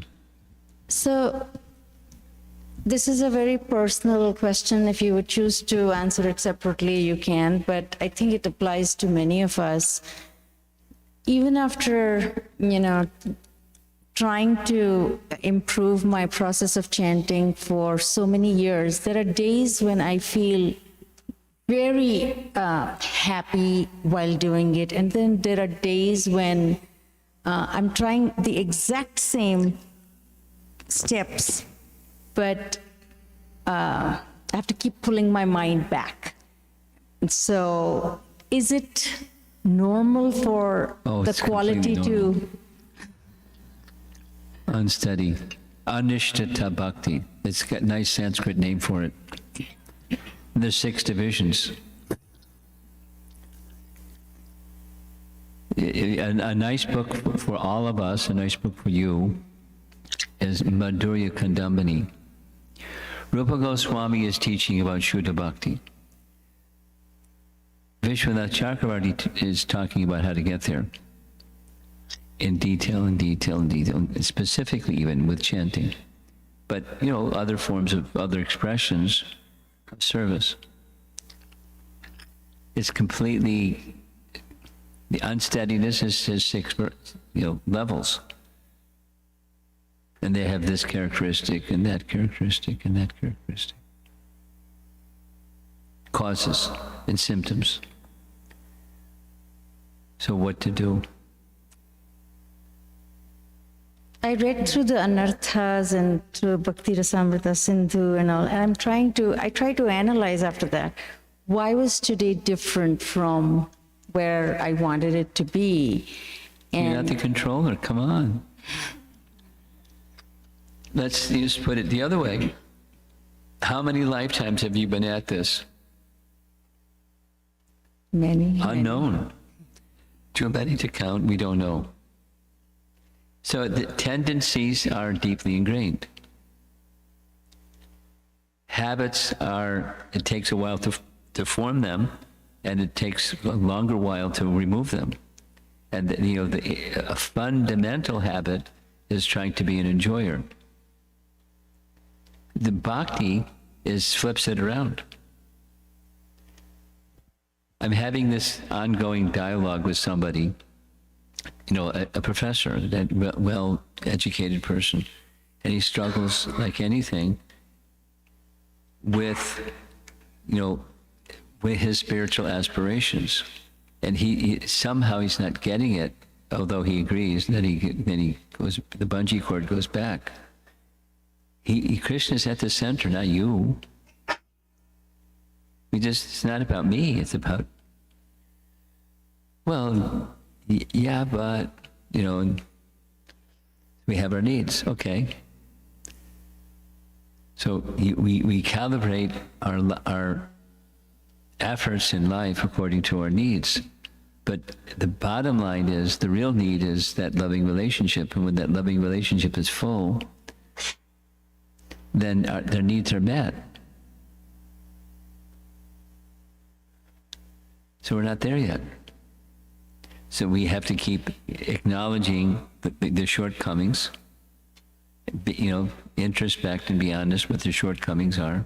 Don't cosmetic put it over, but just nonetheless, let me continue. It's like a little bit like his question, but it's a little further along the path of, I've been at this for a number of years now, and it's still anishtata bhakti. When will nishtha come? And nishtha comes when there's the stuff inside the heart is cleansed away. There's a price. And that's our sincerity and steady practice.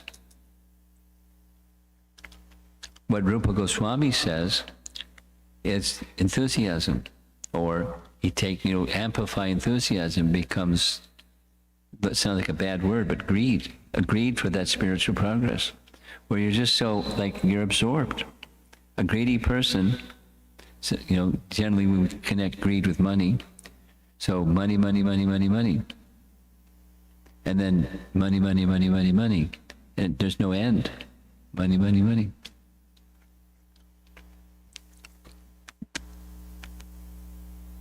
So greedy for, it's just a strong, extraordinary enthusiasm. That's how it's described in the Bhagavatam by Krishna to Uddhava. Extraordinary enthusiasm. For what? So it just that enthusiasm has to be redirected to our relationship with Krishna. And the relationship with Krishna is not about me, it's about the relationship of Krishna. It's where there's pure love. It's not about the subject, it's about the object, the person.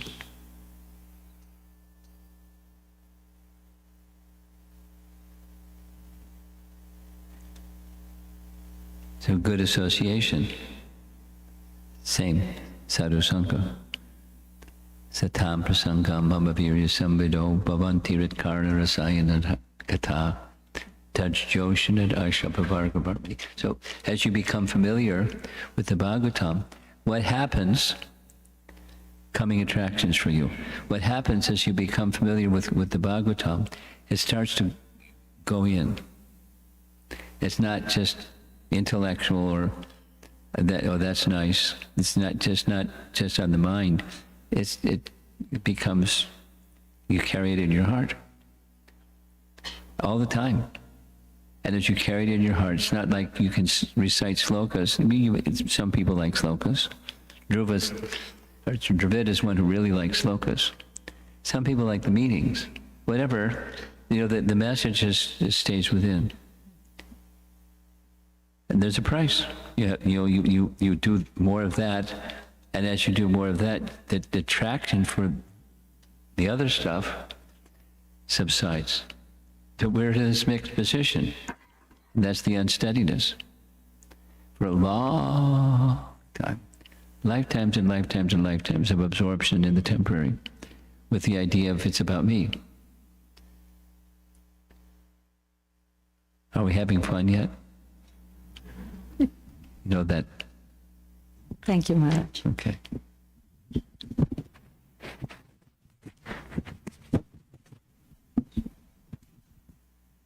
Hare Krishna Maharaj.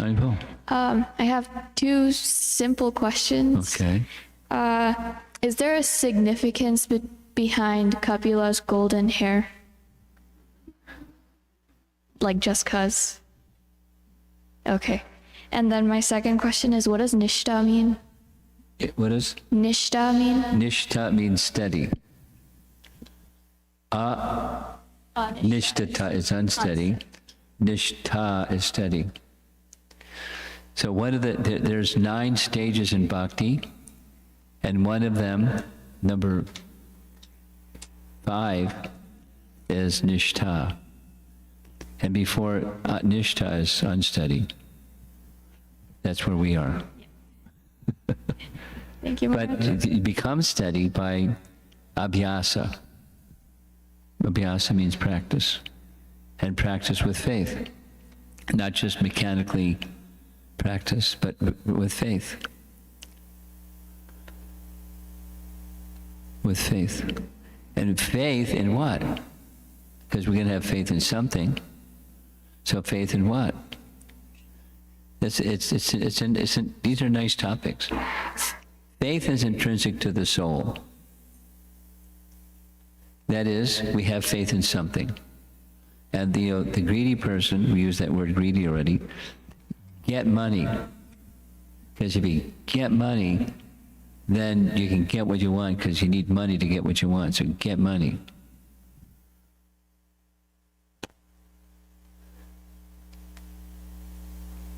And everything else is surrounding that. And people are standing the way you step on them because you want money. So there's other things that are important to some other people. And when that faith goes to, when my relationship with Krishna is revived and strong and secure,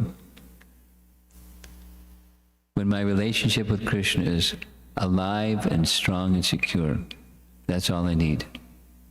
Because he'll take care of everything. It's not like I become lazy, but there's protection, there's safety, there's love, there's meaningfulness, there's knowledge, and there's my life around me, and I do those things, my life around me, in relation to that one. And I feel complete. And otherwise, there's something missing.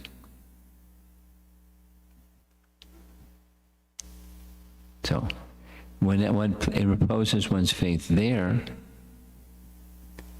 you may be, in the unsteady stage, but repose your faith. Let me get on this train and ride it to the end. In good association, of course. And I'll feel content that I'm making progress. One of the things you don't want to do is become lazy or complacent. That's one of the categories of unsteadiness. Laya, laziness. What's another subject? Anybody else?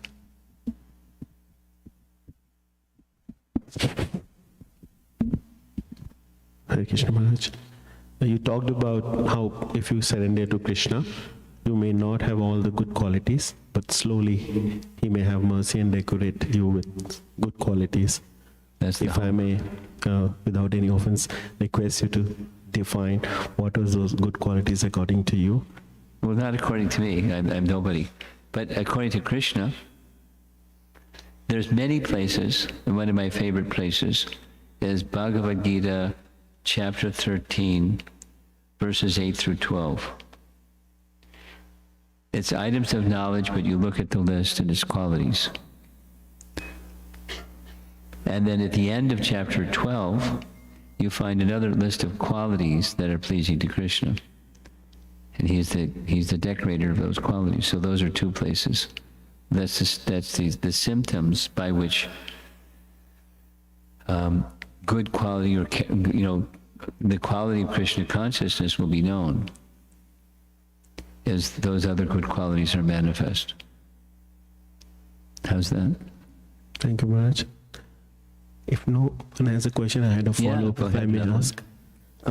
About devotee association, good association and bad association. Growing up, I would only talk to a few people because I know if I do bad association, I'll get impacted because I was That's not so smart. strong That's in smart. not getting influenced. But I learned, I'm a social being as well, so I learned that maybe there is a better way. When I was trusting myself that I won't get impacted, that was probably around 25, 26 years. I opened up a bit and started associating with others, with trust that thankfully Krishna will save me. And I learned that the first approach was not that positive. Maybe it was right at that time, because you should open up your heart to everyone. So What that does that mean, open up your heart to everyone? Because I'm not sure I'm comfortable with open up your heart to everyone. meaning be kind to everyone. Oh, that's different. And whether that person chooses the path that you are choosing, at least they can know what is the path you are choosing, and then But decide. that's not the same. There's 6 types of, in Rupa Goswami's writings, you're familiar, 6 types of loving exchange. And 2 of those 6 are what you're talking about, at least when I'm kind of like, well, wait a minute. You're polite and you're kind and you et cetera, et cetera, et cetera to everyone. And things that are very confidential to you like, whatever. Those confidential things should be shared with intimate things with devotees. Like, I don't want to get into it. Parenting is a big topic. Now, what should I do? And if you should share those things with devotees, because it's very sensitive, and you go left instead of right, and you can have a problem. So you associate with devotees, and people that have skill in that area, but they're devotional at least. They don't have to be like Hare Krishna devotees, but devotional persons that have got God at the center of their life.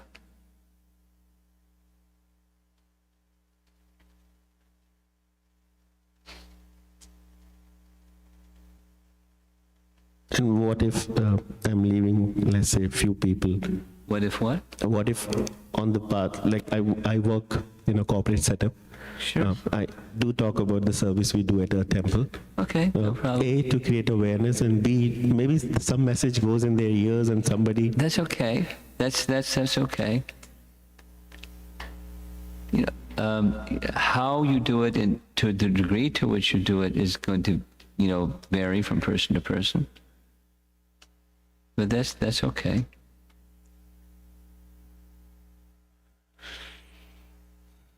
Thank you very much.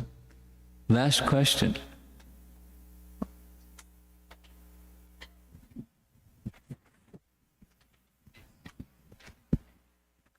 Hare Krishna Maharaj. I know Prabhupada has a very good choice of words. We talked about a lot of words today. So my question is, when we talked about Maitreya, we learned. When you talk about Maitreya, Maitreya. Not Maitreya. He became good. He was a great person, but he became a pure devotee after meeting Maitreya.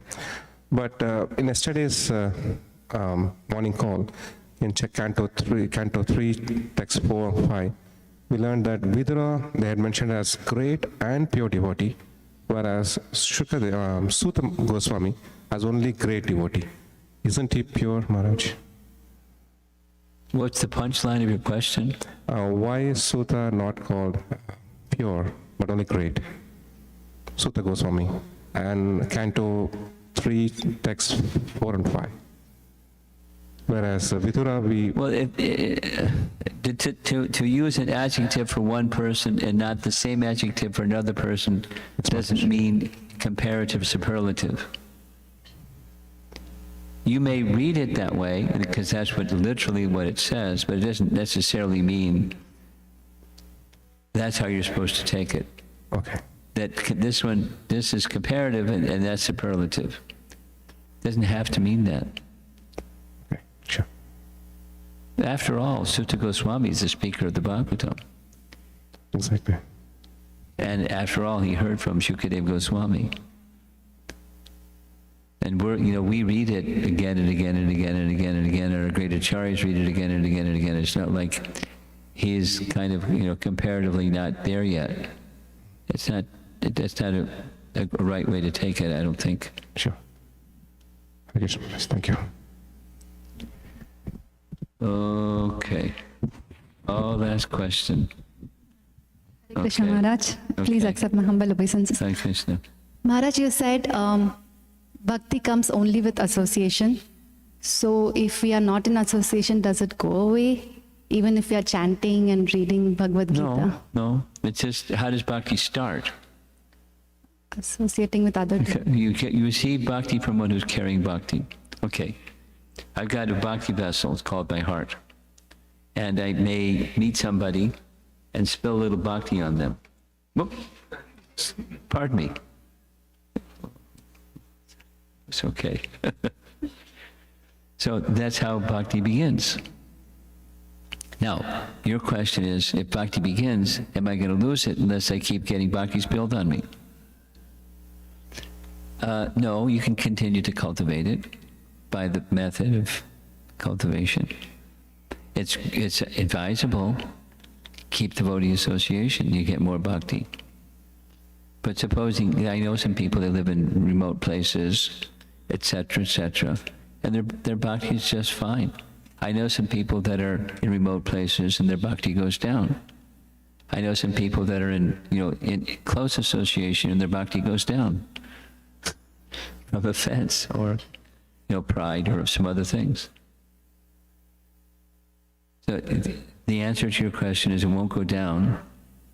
It's dependent upon how you apply yourself to the means of keeping that bhakti alive.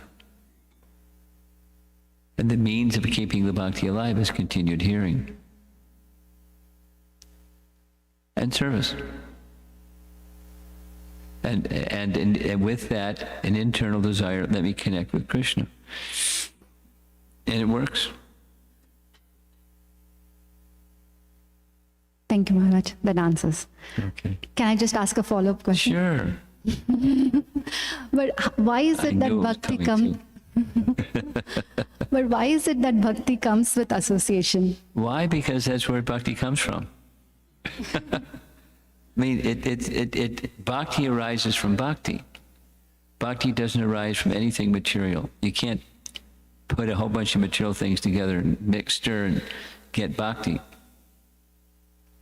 Bhakti arises from, it's the internal potency. So internal potency, you connect internal potency with something and it becomes charged with internal potency. Bhakti Devi, this is another way of saying the same thing. Bhakti Devi is a person. Bhakti Devi is an expansion of Radharani. And Bhakti Devi, when she gives her mercy, then you've got mercy. And if you don't get mercy from Bhakti Devi, you're not going to get bhakti, because she's the giver of bhakti, and she's the expansion of Radharani. So don't ask for Radharani without Radharani.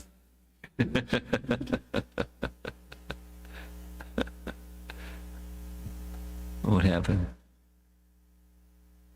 Thank you very much. All right. Prabhupada ki jai.